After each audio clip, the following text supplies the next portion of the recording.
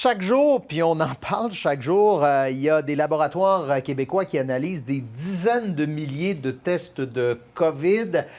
On est en mesure ce soir avec Jean-François de voir les étapes à partir du prélèvement, désagréable, jusqu'au résultat. Oui, ce sont les deux étapes qu'on connaît, mais il y en a plusieurs entre les deux. Et notre collègue Éric Chouinard a eu accès à un centre de dépistage sur la Rive-Sud ainsi qu'au laboratoire de l'Hôtel-Dieu de Lévis.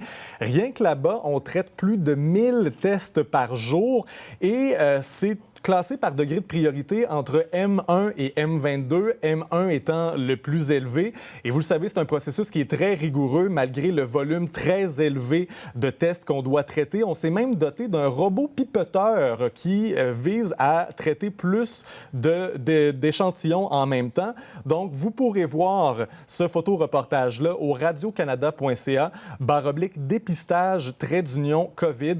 Beaucoup de photos de notre collègue Éric Chouinard. Il s'est dit tellement de choses depuis le début de cette crise-là. On s'est aperçu récemment d'une hausse du nombre de nouveaux cas à chaque jour.